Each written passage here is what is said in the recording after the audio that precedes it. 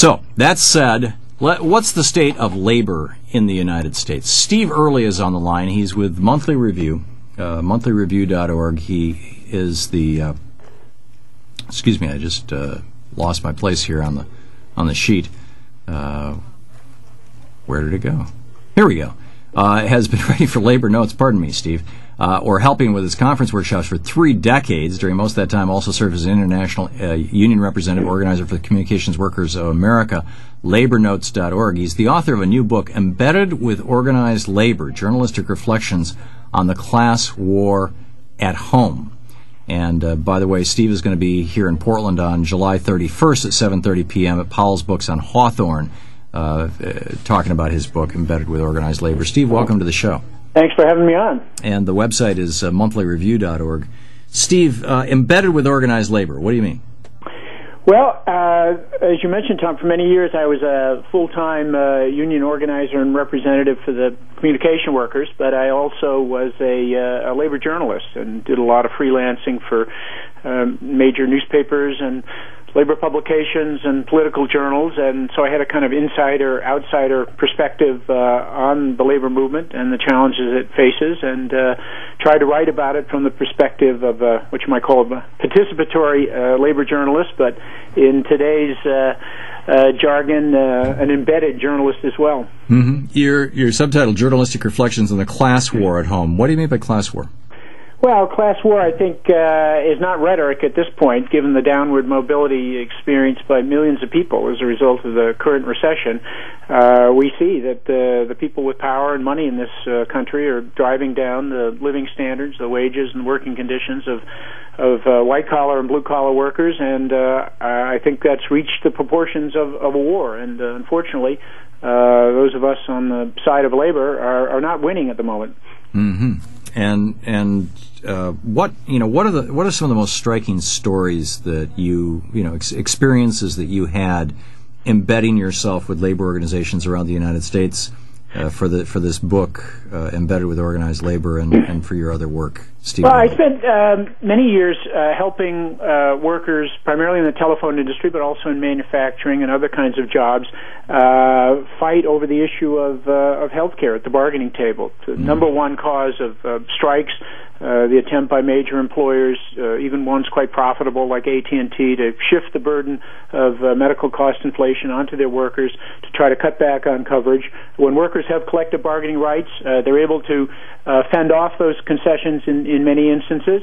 Millions of workers are unable to do that in non-union workplaces, but I think what I learned from that experience as a union negotiator is that we really need the kind of national health insurance system that would take this issue off the bargaining table and cover all workers, whether they're union members or not, and give people cradle-to-grave health security.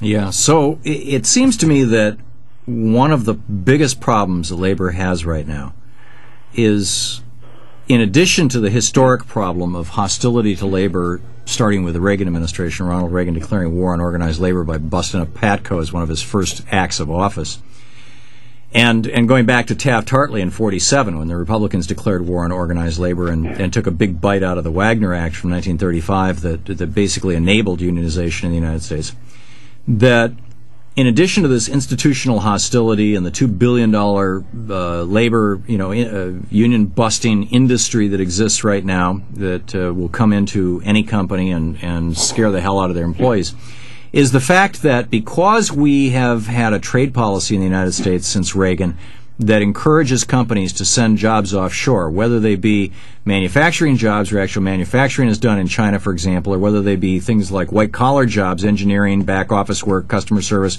where those jobs are sent to Ireland or the Philippines or to India, that without any tax consequence, as prior to 1980, if you did that, there were tax consequences. There were basically tariffs that covered those things, and so it was not profitable for companies to do those things, and now it is.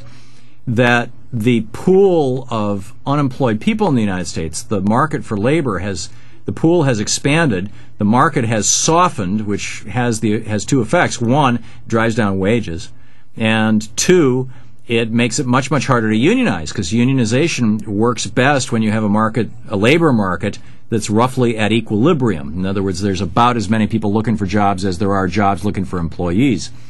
How does labor deal with this? Well, certainly the free trade agreements that were a product of the Clinton administration, North American Free Trade Agreement and others that have followed, had exactly the effect that you described.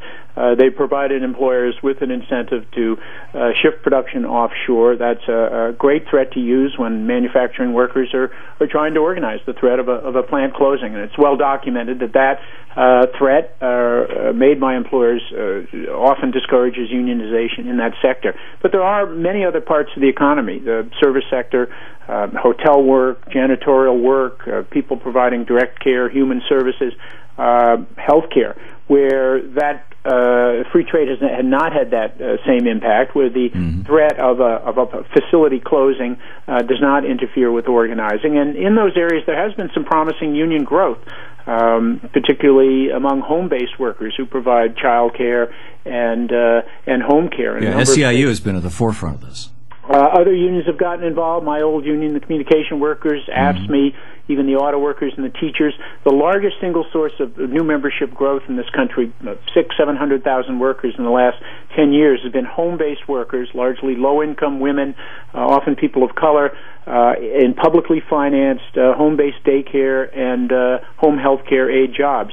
So it is possible to create new bargaining units. It is possible for unions to grow, but there has to be labor law reform for there to be that kind of growth in the private sector, where employer resistance is a much bigger factor. We're talking with Steve Early. He has been writing on labor issues for 30 years, labornotes.org, monthlyreview.org.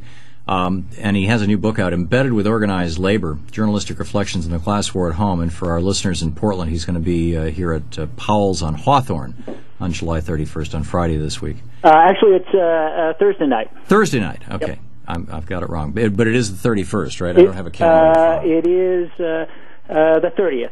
Thursday night, yep, at Powell's Hawthorne Boulevard store. So. Thank you. Thank you very much for correcting that. Thursday the 30th. Steve, the state of organized labor in the United States, it seems to me that there are,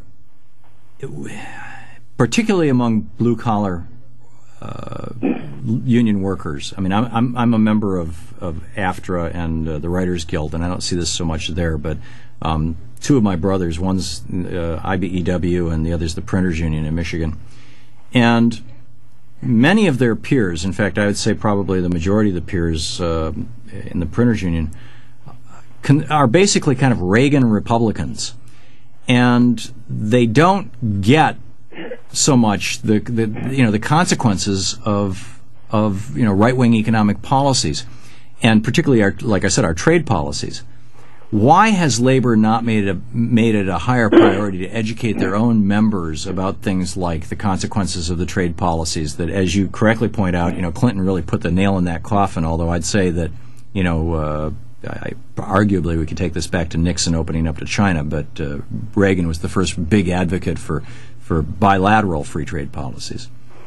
Well, I think you put your finger on a very important weakness of the labor movement at this point. Labor education, which is a very important union function, has gotten very constricted in recent years. It's been limited too much of the time to kind of nuts and bolts training, which is necessary, training people to handle grievances, negotiate contracts, get involved in organizing political action, fundamental union function.